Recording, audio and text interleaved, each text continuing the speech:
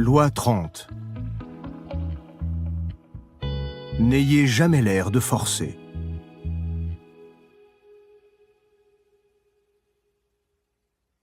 Principe.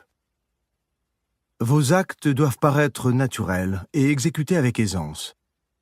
Cachez la sueur et le sang qu'ils vous ont coûté et taisez les trouvailles géniales qui vous ont simplifié la tâche. Donnez l'impression d'agir toujours en souplesse, comme si vous pouviez faire beaucoup plus. Si vous avez l'air de ployer sous le fait, les gens se poseront des questions. Quant à vos trucs et astuces, gardez-les pour vous. On pourrait les utiliser à votre désavantage. Respect de la loi, exemple 1.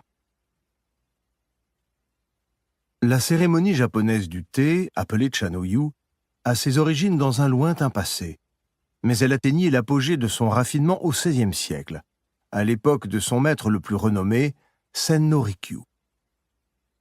Bien que roturier, Rikyū devint le maître de thé préféré de l'empereur Hideyoshi et un important conseiller en matière d'esthétique et même de politique. Son pouvoir était grand. Pour Rikyū, le secret du succès consistait à apparaître naturel, à cacher l'effort que nécessite un travail. Un jour, Rikyū et son fils se rendirent chez une de leurs connaissances pour une cérémonie du thé. En arrivant, le fils fit remarquer que le joli portail ancien de la maison de leur hôte lui donnait de manière très évocatrice un air solitaire. « Je ne trouve pas, » répliqua son père. « On dirait surtout qu'il a été rapporté de quelque temple dans les montagnes, très loin d'ici, et que son transport a coûté une fortune. » Si le propriétaire avait fait tant d'efforts pour un simple portail, cela allait se voir à sa cérémonie du thé. En effet, Sen-no Rikyū s'en alla au beau milieu de la cérémonie, exaspéré par l'affectation laborieuse de leur hôte. Un autre soir, tandis qu'il prenait le thé chez un ami, Rikyū vit son hôte sortir, scruter l'obscurité avec une lanterne, cueillir un citron sur un arbre et le rapporter. Rikyū fut charmé. Son hôte avait besoin d'un citron, il était sorti spontanément en cueillir un dans son jardin. Mais quand l'homme se servit du citron pour accompagner un coûteux gâteau de riz d'Osaka, Rikyū comprit que la cueillette avait été prévue depuis le début. Le geste n'avait plus rien de spontané. C'était le moyen pour son hôte de prouver son intelligence. Celui-ci avait révélé par hasard les efforts qu'il déployait pour impressionner. Rikyū en avait assez vu. Il refusa poliment le gâteau, s'excusa et partit. L'empereur Hideyoshi annonça un jour à Rikyū sa visite prochaine pour une cérémonie du thé. La veille au soir, il neigeait. Rikyū réfléchit un instant, puis posa un coussin rond sur chaque dalle du pas japonais qui traversait le jardin jusqu'à la maison. Il se leva avant l'aube, vit que la neige avait cessé et enleva soigneusement les coussins. Quand Hideyoshi arriva, il s'extasia sur la beauté du coup d'œil. Les dalles parfaitement rondes, sans trace de neige. Et il ne manqua pas de remarquer que cela n'attirait pas l'attention sur la manière dont Rikyū avait réussi ce joli geste, mais sur la courtoisie dont il témoignait. Après la mort de Sen-no Rikyū, ses idées gardèrent une profonde influence sur la pratique de la cérémonie du thé. Le shogun Yorinobu, issu de la dynastie des Tokugawa et fils du grand empereur Ieyasu, connaissait les enseignements de Rikyū. Dans son jardin se trouvait une lanterne sculptée par un tailleur de pierre renommé. Le seigneur Sakai Tadakatsu lui demanda un jour s'il pouvait venir la voir. Yorinobu répondit qu'il en serait très honoré et ordonna à ses jardiniers de tout mettre en ordre pour la visite. Les jardiniers, peu familiers des préceptes du Chanoyu, trouvaient la lanterne de pierre difforme et ses ouvertures trop petites pour la mode du jour. Ils firent appel à un artisan local pour les agrandir. 2 jours avant la visite du daimyo Sakai, Yorinobu fit le tour de son jardin. Quand il vit la lanterne, il faillit empaler sur son sabre l'imbécile qui l'avait massacré. La visite du seigneur Sakai était dès lors sans objet. Une fois calmé, Yorinobu se souvint qu'il avait jadis acheté 2 lanternes. La seconde était dans un jardin sur l'île de Kishu. Toutes affaires cessantes, il loua une baleinière et un équipage de rameurs expérimentés, avec ordre de rapporter la lanterne sous 48 heures, coûte que coûte. Les marins ramèrent jour et nuit, et grâce à un vent favorable, furent de retour juste à temps. À la grande satisfaction de Yorinobu, cette lanterne de pierre, qui avait passé 20 ans dans un bouquet de bambous, était encore plus splendide que la première, avec une belle patine et une délicate couverture de mousse. Quand le seigneur Sakai arriva, il fut émerveillé. La lanterne était plus magnifique que ce qu'il avait imaginé. Sa forme gracieuse s'harmonisait à merveille avec son cadre. Il ne sut jamais ce qu'il en avait coûté à Yorinobu pour obtenir ce sublime résultat. Interprétation. Sen no Rikyu considérait que le summum de la beauté est la survenue fortuite d'une harmonie imprévue.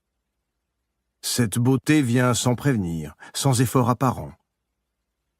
La nature crée de tels phénomènes selon ses propres lois et procédés, et les hommes doivent obtenir les mêmes effets par l'industrie et l'invention. Lorsqu'ils montrent l'effort déployé pour obtenir une belle œuvre, l'effet en est gâté. Ainsi, le portail venait de trop loin. La cueillette du citron était trop calculée. Vous aurez souvent à vous donner de la peine pour créer vos effets. Des coussins dans la neige, toute une nuit aux avirons, mais jamais votre public ne devra en avoir le moindre soupçon. La nature ne révèle pas ses secrets, et ceux qui imitent la nature sans effort apparent s'approchent de son formidable pouvoir. Respect de la loi, exemple 2. Le grand prestidigitateur Harry Houdini organisait des spectacles appelés « l'impossible réalisé ». Et de fait, pour ceux qui assistaient à ces évasions spectaculaires, ces exploits sur scène étaient en totale contradiction avec l'idée que l'on se fait généralement des capacités humaines. Un soir de 1904, 4000 Londoniens se pressèrent dans un théâtre pour voir Houdini réaliser un prodige. Se libérer de la paire de menottes réputée la plus inviolable jamais inventée. Chaque menotte comprenait 6 jeux de goupilles et 9 cylindres. Un artisan de Birmingham avait consacré 5 ans à leur fabrication. Les experts qui les avaient examinés n'avaient jamais rien vu d'aussi élaboré, et cette complexité semblait les rendre inviolables. La foule regarda les experts verrouiller les menottes au poignet de Houdini. Puis le prestidigitateur, toujours sur scène, entra dans une boîte noire. Les minutes s'écoulèrent. Plus le temps passait, plus il devenait certain que ces menottes allaient être le premier échec de sa carrière. Soudain, Houdini surgit de la boîte et demanda qu'on lui enlève momentanément les menottes pour qu'il puisse ôter son manteau. Il avait trop chaud. Les organisateurs refusèrent, croyant à une astuce. Nullement découragé et sans les mains, Houdini réussit à faire passer le manteau par-dessus ses épaules et à le retourner. Il prit à l'aide de ses dents un petit couteau dans sa poche de poitrine et à force de contorsion coupa les manches. Libéré de son manteau, il retourna dans la boîte, tandis que les spectateurs applaudissaient devant tant de grâce et de dextérité. Finalement, après une attente assez longue, Houdini surgit une seconde fois de la boîte, cette fois les menottes à la main. Nul ne sait à ce jour comment il réussit à se libérer. Bien que cela lui ait pris près d'1 heure, il ne parut jamais inquiet, ne montra aucun signe de doute. Il semble au contraire qu'il ait prolongé à dessein la durée de l'attente pour faire monter l'attention du public, car rien d'autre n'aurait montré que cette performance était un vrai tour de force. Se plaindre d'avoir trop chaud faisait aussi partie du spectacle. Tous ceux qui avaient vu Houdini sur scène eurent l'impression qu'il s'était joué d'eux. Plus tard, le roi de l'évasion s'échappa de la carcasse enchaînée d'un monstre marin, mi-pieuvre, mi-baleine, qui s'était échoué près de Boston. Il s'enferma dans une énorme enveloppe cachetée dont il sortit sans déchirer le papier. Il traversa des murs de briques. Il se dégagea d'une camisole de force alors qu'il était suspendu en l'air. Il sauta d'un pont dans des eaux glacées, pieds et poings enchaînés. Il se fit submerger dans des aquariums pleins d'eau, les mains liées. Le public médusé le regardait se contorsionner pendant près d'une heure, apparemment sans respirer. Chaque fois, il semblait promis à une mort certaine, et pourtant il survivait avec un aplomb surhumain. Pourtant jamais il ne divulguait ses trucs, pas même le moindre indice. Il laissait spectateurs et critiques sur leur faim. Son pouvoir et sa réputation ne cessaient de grandir. Tout le monde s'échinait à expliquer l'inexplicable. Le numéro spectaculaire entre tous fut peut-être la disparition, sous les yeux du public, d'un éléphant de 5 tonnes, prouesse qu'il réitéra sur scène 19 semaines de rang. Personne n'a jamais expliqué la façon dont il s'y prenait, la salle où avait lieu le spectacle n'ayant pas de coulisses assez grandes pour cacher un éléphant. Les évasions spectaculaires et apparemment sans effort d'Houdini conduisaient certains à penser qu'il utilisait des forces occultes, des capacités psychiques surnaturelles lui donnant une maîtrise spéciale de son corps. Mais un prestidigitateur allemand du nom de Clépini prétendit connaître son secret. Houdini utilisait tout simplement des gadgets très complexes. Clépini affirmait aussi avoir lancé un défi à son rival en Hollande et l'avoir vaincu. Houdini n'accordait aucune importance aux multiples rumeurs concernant ses méthodes, mais il ne pouvait tolérer un mensonge aussi flagrant. En 1902, il provoqua Clépini à l'épreuve des menottes. Clépini accepta. Grâce à un espion, il s'empara du code secret permettant de déverrouiller une paire de menottes françaises à combinaison que Houdini aimait utiliser. Clépini avait projeté de choisir ces menottes pour s'en libérer sur scène. Cela discréditerait définitivement Houdini. Le soir du défi, comme Clépini l'avait prévu, Houdini lui donna le choix entre différentes menottes. Il choisit celle à combinaison. Il fut même autorisé à disparaître avec elle derrière un rideau pour faire un test rapide et revint quelques secondes plus tard, sûr de la victoire. Alors, faisant mine de se sentir floué, Houdini refusa de menotter Clépini. Les deux hommes se disputèrent et en vinrent aux mains sur scène. Au bout de quelques minutes, Houdini, un peu calmé, céda enfin et menotta Clépini. Pendant plusieurs minutes, Clépini s'acharna à se libérer. Quelque chose clochait. L'instant d'avant, il avait ouvert les menottes derrière le rideau. Maintenant, le code ne fonctionnait plus. Il transpirait, se creusait la cervelle. Les heures passèrent, l'auditoire quitta la salle, et finalement, c'est un Clépini épuisé et humilié qui abandonna et demanda sa libération. Les menottes que Clépini avait lui-même ouvertes derrière le rideau avec le mot « clé », C-L-E-F-S, ne s'ouvraient maintenant qu'avec le mot « fraude », F-R-A-U-D. Clépini ne sut jamais comment Houdini avait accompli cette prouesse. Interprétation. On ne découvrira jamais comment Houdini s'y prenait pour réaliser ses plus ingénieuses évasions, mais une chose est claire. Ce n'était ni à l'occultisme ni à la magie qu'il devait ses pouvoirs, mais à un travail acharné et à un entraînement incessant qu'il dissimulait soigneusement. Houdini n'a jamais rien laissé au hasard. Jour et nuit, il étudiait le fonctionnement des serrures, redécouvrait des tours de passe-passe vieux de plusieurs siècles, s'absorbait dans la mécanique et tout ce qu'il pouvait utiliser. Chaque instant qu'il ne consacrait pas à la recherche, il le passait à l'entraînement physique pour rester exceptionnellement souple et contrôler ses muscles et sa respiration.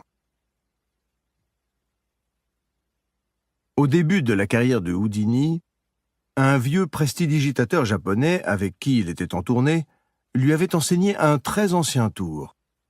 Comment avaler une bille d'ivoire et la recracher. Il s'entraîna opiniâtrement avec une petite pomme de terre pelée attachée à un fil. Il la fit monter et descendre avec les muscles de sa gorge, jusqu'à ce qu'il soit assez fort pour bouger la pomme de terre sans l'aide de la ficelle. Les organisateurs du défi de Londres avaient fouillé Houdini au corps avant le spectacle, mais personne ne vérifia l'intérieur de sa gorge, où il cachait peut-être des outils miniatures. Mais même si ce fut le cas, Clépini avait malgré tout foncièrement tort. Ce n'étaient pas ses outils, mais son entraînement, son travail et ses recherches qui faisaient de Houdini le roi de l'évasion. En fait, Houdini roula Clépini. Il laissa son adversaire accéder au code des menottes françaises, puis, sur scène, lui proposa le choix entre différents modèles, comme l'autre l'avait prévu. Pendant que les deux hommes se battaient, l'habile Houdini modifia le code des menottes. Il avait passé des semaines à perfectionner ce truc, mais l'auditoire ne savait rien de ce dur labeur. Houdini ne montrait jamais la moindre nervosité. Il suscitait la nervosité chez les autres. S'il prolongeait délibérément la durée d'une évasion, c'était pour faire durer le suspense et mettre le public au supplice. Ces 1000 façons d'échapper à la mort, toujours en apparence aisée et élégante, firent de lui un surhomme. En tant que personne de pouvoir, il faut faire des recherches constantes et s'entraîner inlassablement avant d'apparaître en public, sur scène, où que ce soit. Ne révélez jamais ce que vous coûte votre belle assurance. Certains penseront que ce serait là une manière de prouver votre zèle et votre probité. Au contraire, ce serait une faiblesse. On croirait que ce que vous faites est à la portée du premier venu, ou que vous n'étiez à la hauteur de vos exploits qu'à ce prix. Gardez pour vous vos efforts et vos astuces, et vous aurez la grâce et l'aisance d'un dieu.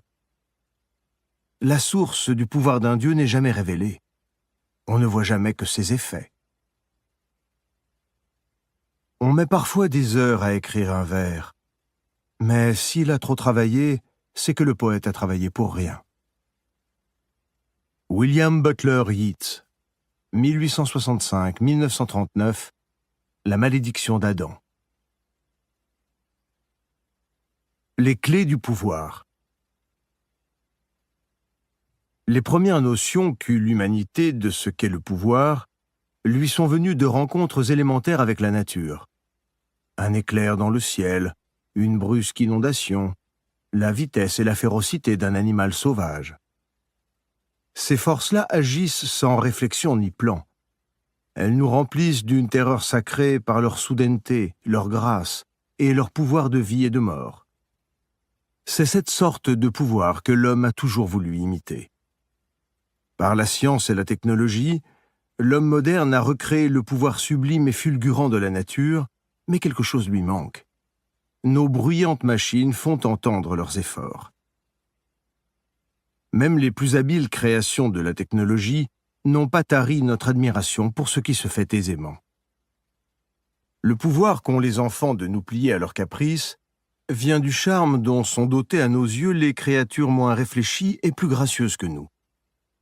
Nous ne pouvons retourner à cet état nous-mêmes, mais l'illusion de cette aisance nous inspire encore la terreur sacrée que la nature a toujours suscitée chez l'être humain.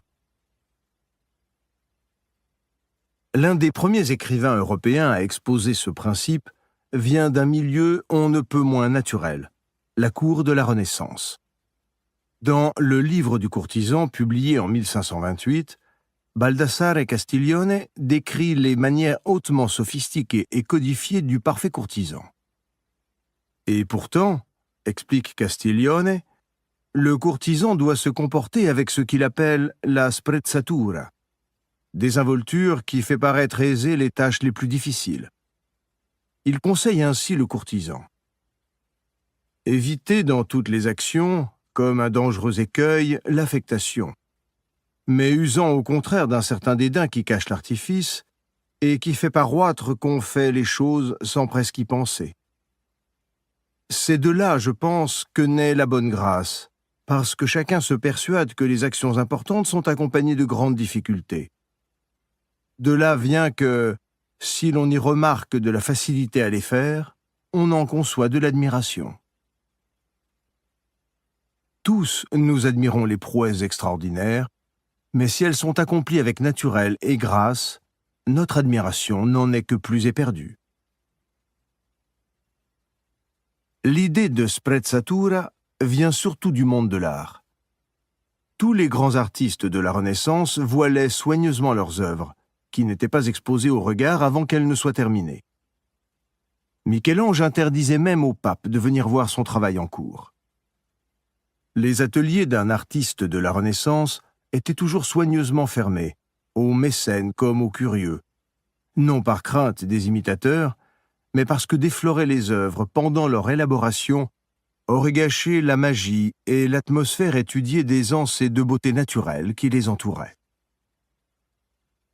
Le peintre florentin Giorgio Vasari, qui fut aussi le premier grand critique d'art, ridiculisa le travail de Paolo Uccello, obsédé par les lois de la perspective, et dont les efforts trop évidents rendaient les œuvres laides et laborieuses, œuvres d'un tâcheron et non d'un artiste. Aujourd'hui encore, des acteurs qui déploient trop de moyens dans l'expression mettent les spectateurs mal à l'aise. Les artistes qui créent avec désinvolture, eux, créent l'illusion du naturel, même quand leur création a nécessité un entraînement harassant. L'idée de la sprezzatura s'applique à toutes les formes de pouvoir, car celui-ci est essentiellement du domaine de l'apparence et de l'illusion. Chaque apparition publique est une sorte d'œuvre d'art. Elle doit attirer l'œil, créer du suspense et même procurer du plaisir. Si vous révélez tout le travail qu'elle a exigé, vous devenez un simple mortel parmi d'autres. Ce qui est compréhensible n'inspire pas la crainte. N'importe qui croit qu'avec un peu de temps et d'argent, il aurait pu en faire autant. Évitez la tentation de montrer à quel point vous êtes intelligent. Il est beaucoup plus malin de cacher les mécanismes de votre intelligence. Talleyrand appliquait ce concept au quotidien, ce qui explique en grande partie son aura de pouvoir. Il n'aimait pas travailler trop, il faisait travailler les autres. Espion, indicateur, analyste de tout poil. Avec toute cette main-d'œuvre à sa disposition, il ne semblait jamais surmené. Quand ses espions lui avaient révélé l'imminence d'un événement, il y faisait allusion dans une conversation mondaine comme s'il s'agissait d'une intuition personnelle. On lui attribuait un don de clairvoyance. Ses formules lapidaires et ses traits d'esprit résumaient toujours parfaitement la situation. Or, ils étaient fondés sur beaucoup de recherches et de réflexions. Aux membres du gouvernement, à Napoléon lui-même, Talleyrand donnait l'impression d'un immense pouvoir, à cause de l'aisance apparente avec laquelle il accomplissait ses prouesses. Il y a une autre raison pour cacher vos raccourcis et astuces. Quand vous laissez échapper l'information, vous donnez aux gens des idées qu'ils peuvent utiliser contre vous. Vous perdez les avantages du silence. Nous avons tendance à nous vanter de nos exploits. Notre vanité voudrait que nos efforts et notre intelligence soient reconnus et que l'on nous plaigne pour les heures passées à suer sang et eau. Attention à ce genre de verbiage. Son effet est souvent l'opposé de celui que vous attendez.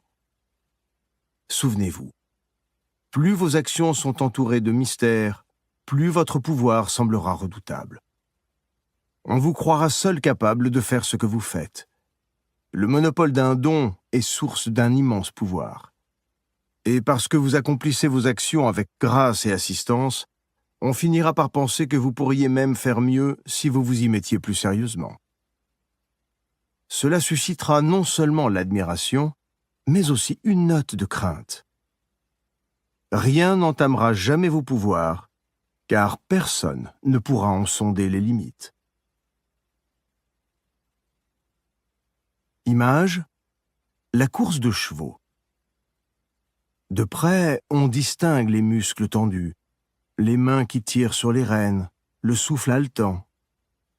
Mais de loin, vu des tribunes, les chevaux semblent voler.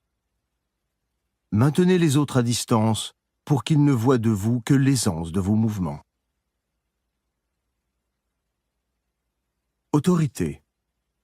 Or, Outre que cette qualité que nous appelons négligence, si contraire à l'affectation, est la source d'où procède la bonne grâce, elle apporte encore cet avantage que, se trouvant dans une action, toute petite qu'elle soit, non seulement elle découvre à l'instant la capacité de celui qui l'a fait, mais imposant à l'opinion des gens, ils estiment qu'il en sait beaucoup plus qu'il ne fait paroître. De sorte que, s'il vouloit s'y appliquer avec plus de soin, cette action se roit encore plus parfaite. Baldassare Castiglione, 1478-1529, le parfait courtisan et la dame de cour. A contrario, le secret qui entoure vos actions ne doit pas être trop pesant. L'obsession paranoïaque de cacher votre travail créerait une impression déplaisante. Il ne faut pas se prendre trop au sérieux.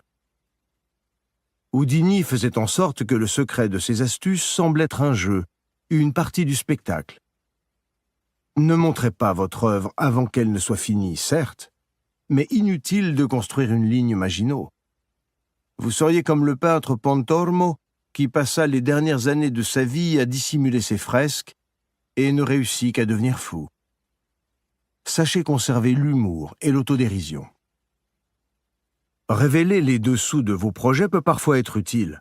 Cela dépend de votre public et de l'époque où vous agissez. Barnum reconnaissait que ses spectateurs aimaient se sentir impliqués dans ses spectacles et que l'explication de ces trucs les ravissait. Peut-être parce que le fait de démystifier les sources d'un pouvoir plaît à l'esprit démocratique des Américains.